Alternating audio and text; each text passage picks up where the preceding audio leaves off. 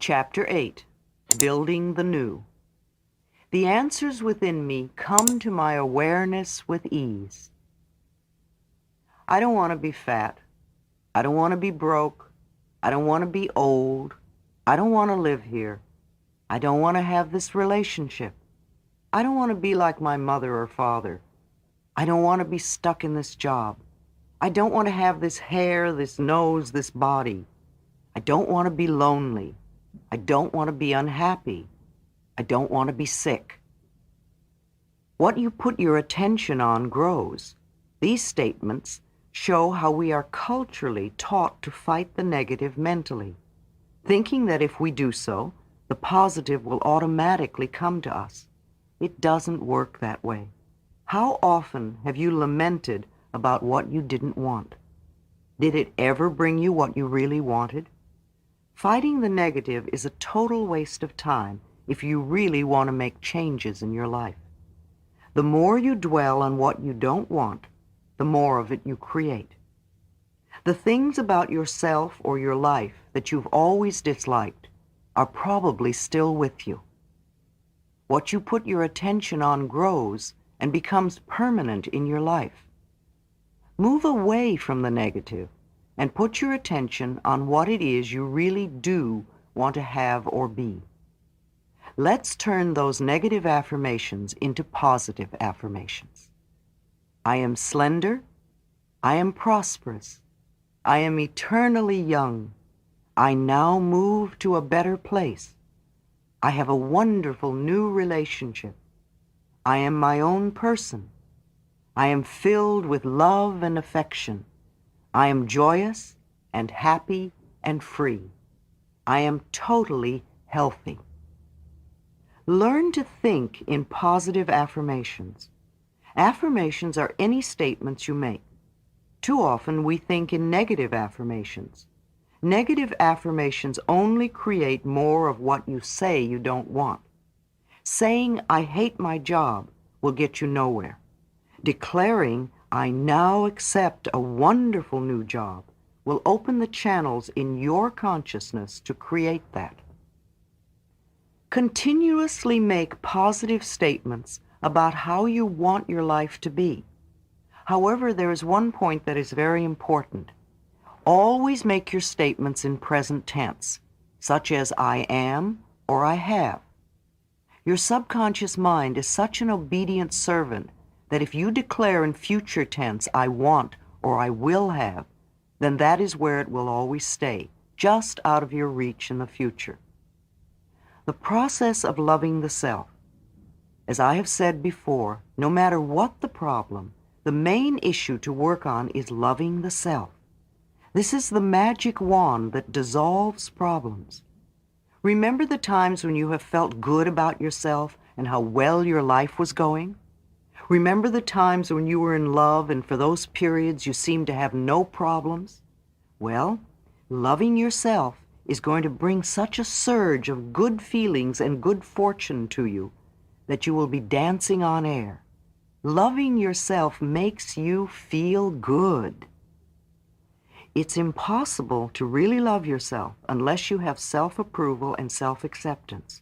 This means no criticism whatsoever. Oh, I can hear all the objections right now, but I've always criticized myself. How can I possibly like that about myself? My teachers, parents, lovers always criticized me. How will I be motivated? But it is wrong for me to do these things. How am I going to change if I don't criticize myself? Training the mind. Self-criticisms like these are just the mind going on with old chatter. See how you've trained your mind to berate you and be resistant to change? Ignore those thoughts and get on with the important work at hand. Let's go back to an exercise we did earlier.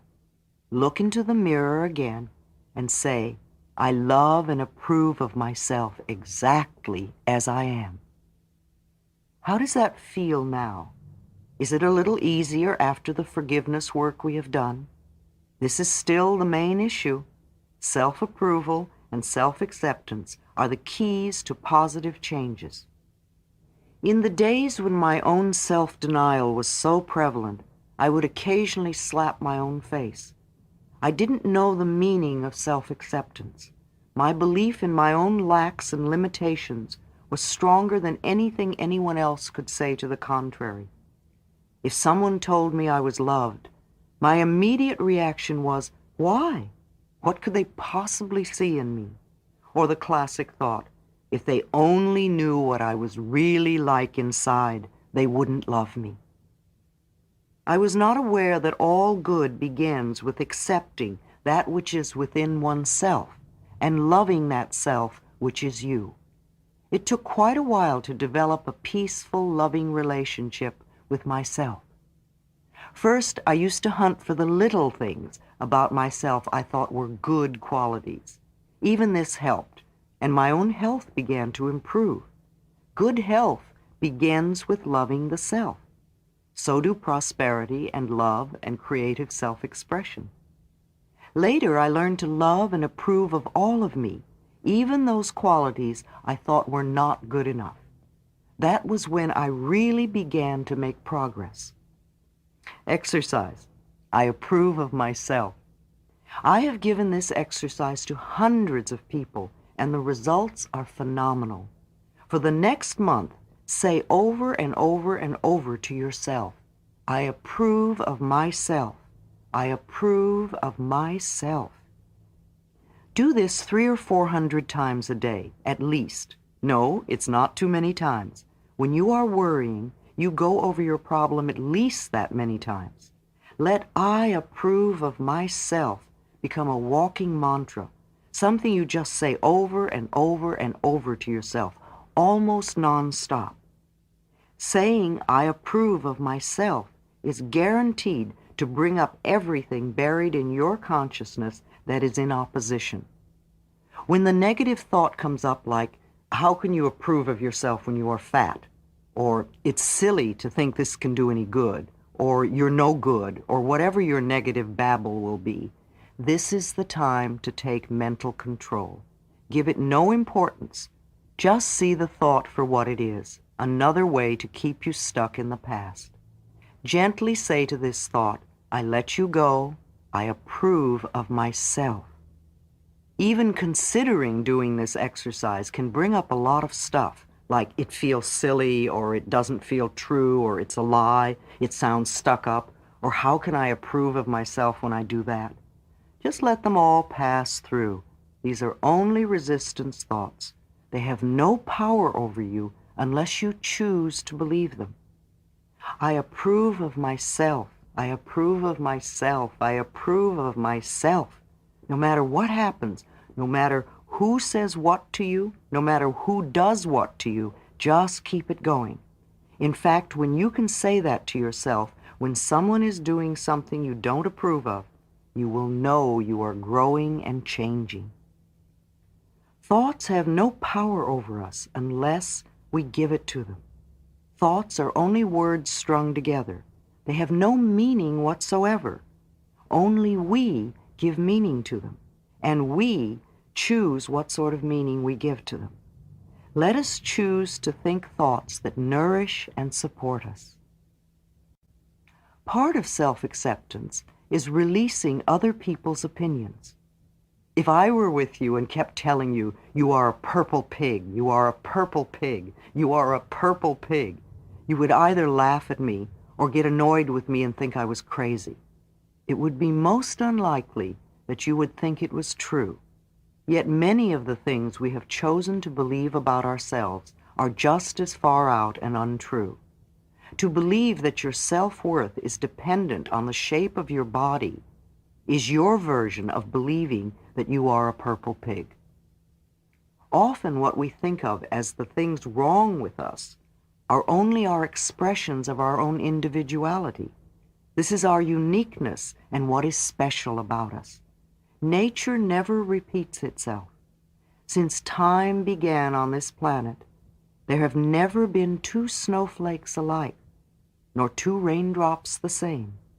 And every daisy is different from every other daisy. Our fingerprints are different, and we are different. We are meant to be different. When we can accept this, then there is no competition and no comparison. To try to be like another is to shrivel our soul. We have come to this planet to express who we are. I didn't even know who I was until I began to learn to love myself as I am in this moment. Put your awareness into practice. Think thoughts that make you happy. Do things that make you feel good. Be with people who make you feel good. Eat things that make your body feel good. Go at a pace that makes you feel good. Think for a moment of a tomato plant. A healthy plant can have over 100 tomatoes on it. In order to get this tomato plant with all these tomatoes on it, we need to start with a small, dried seed. That seed doesn't look like a tomato plant. It doesn't taste like a tomato plant. However, let's say you plant this seed in fertile soil and you water it and let the sun shine on it. And when the first tiny little shoot comes up, you don't stomp on it and say, "That's not a tomato plant." Rather, you look at it and say, "Oh boy, here it comes," and you watch it grow with delight. In time, if you continue to water it and give it lots of sunshine and pull away any weeds, you might have a tomato plant with more than 100 tomatoes on it.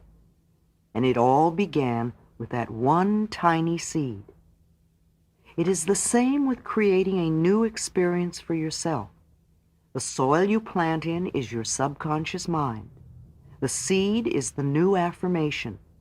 The whole new experience is in this tiny seed, and you water it with repetitions. You let the sunshine of positive thoughts beam on it. You weed the garden by pulling out the negative thoughts that come up. And when you see the first tiniest little evidence, you don't say, "That's not enough." Instead, you look at this first breakthrough and you say with glee, "Oh boy, here it comes, it's working." And then you watch it grow and become your desire in manifestation.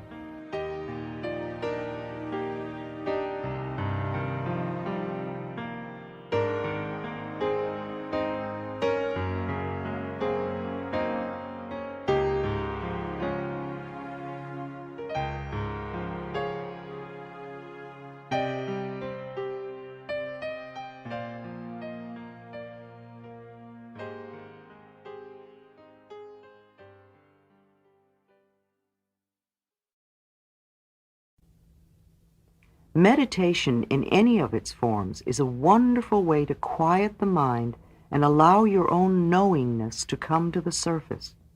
I usually sit with my eyes closed and say, "What is it I need to know?" And then wait quietly for an answer. If the answer comes, fine. If it doesn't, fine. It will come another day.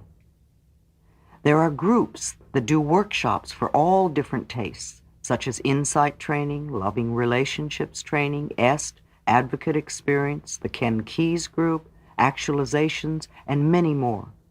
Many of these groups do weekend workshops.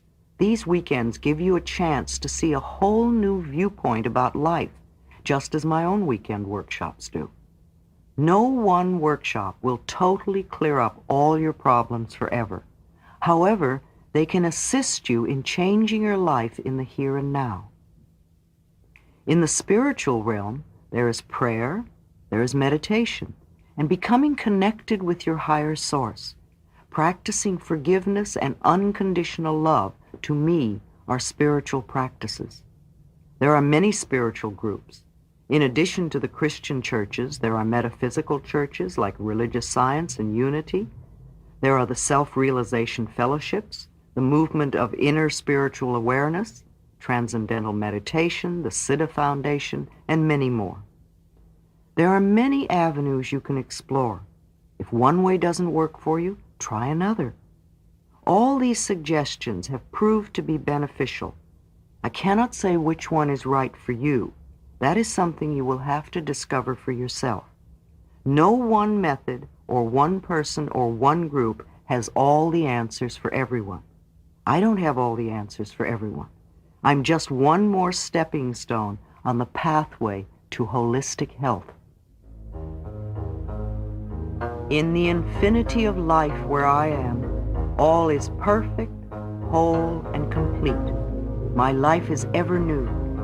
Each moment of my life is new and fresh and vital. I use my affirmative thinking to create exactly what I want. This is a new day. I am a new me. I think differently. I speak differently. I act differently. Others treat me differently. My new world is a reflection of my new thinking. It is a joy and a delight to plant new seeds, for I know these seeds will become my new experiences. All is well in my world.